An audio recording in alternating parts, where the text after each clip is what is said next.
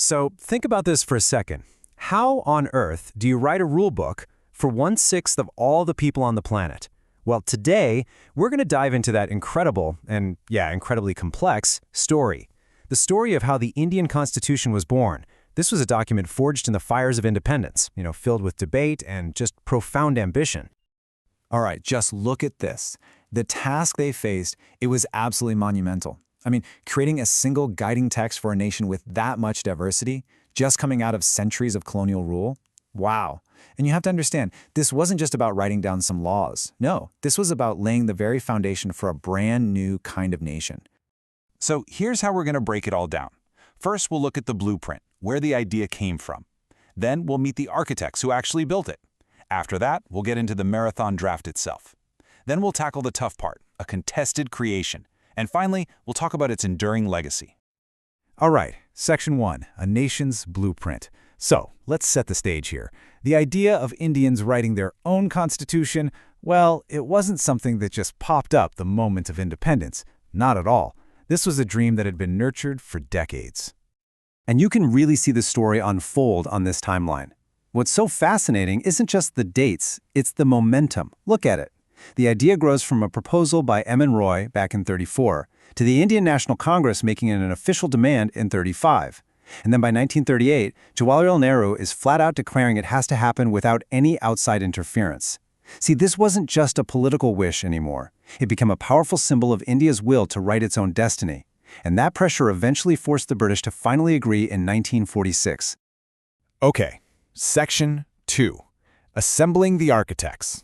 The stage was set, the demand was met. But who were the people actually chosen for this unbelievably historic task? Let's meet them. So it all starts with this number, 389. That was the initial total strength. And that number wasn't just pulled out of a hat. It was a really carefully calculated figure.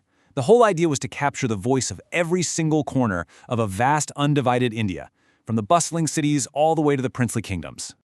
And this right here, this chart shows the challenge they were up against perfectly.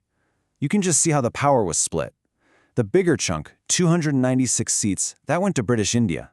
But that other piece, 93 seats, was for the princely states. We're talking hundreds of semi-independent kingdoms. So the real task was, how do you unite these two very different Indias around a single table?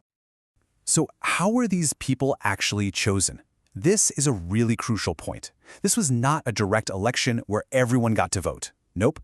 The members from British India were indirectly elected by provincial assemblies, and even those assemblies were elected on a really limited franchise.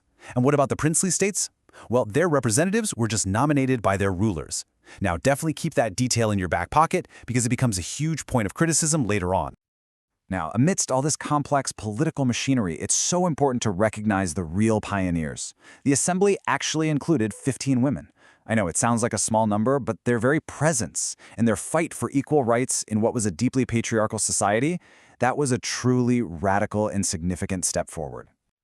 All right, Section 3, the marathon draft. So we have our architects. Now let's look at the actual blueprint they drafted.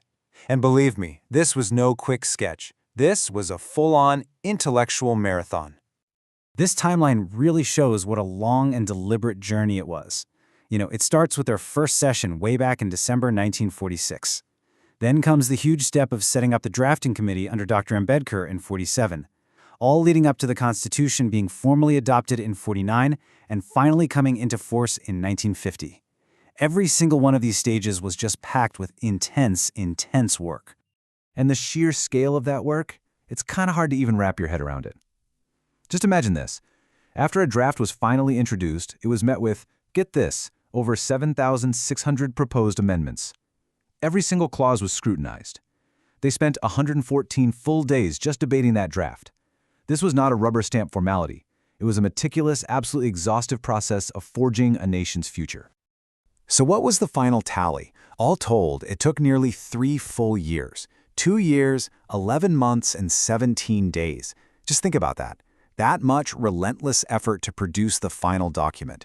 It's really a testament to just how seriously they took their task.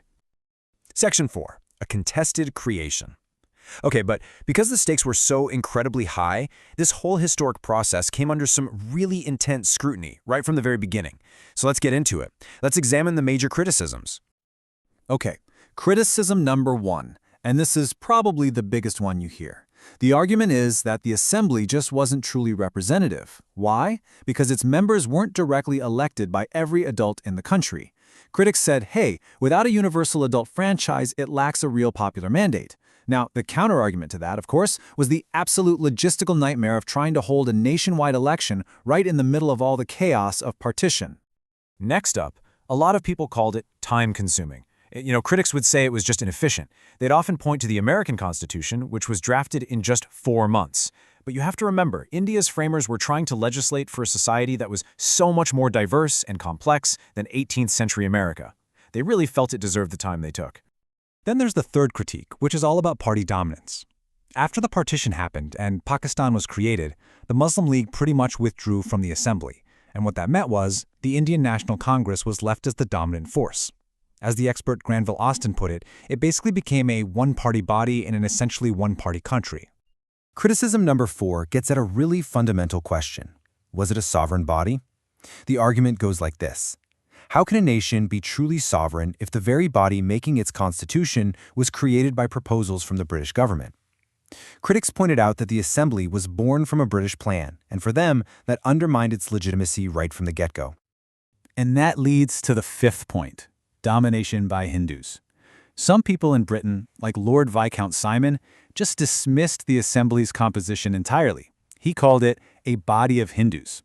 Now that was a critique clearly aimed at trying to undermine its claim to represent all of India's different communities.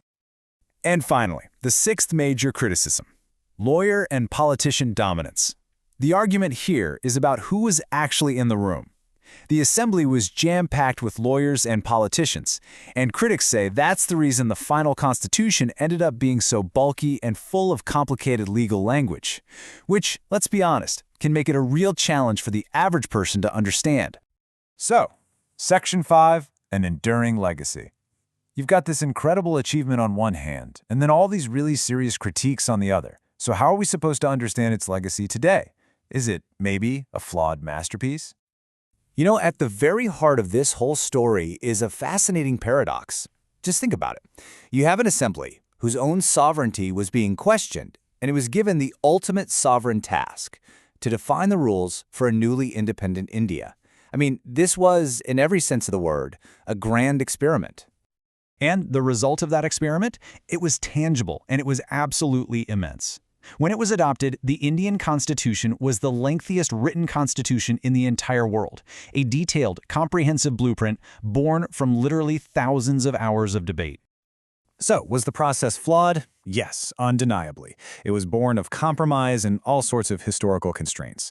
And yet, the blueprint it created has endured now for over 7 decades, guiding the world's largest democracy. Which really leads us to the big final question, doesn't it? How should history judge this grand, contested, and ultimately world-shaping experiment?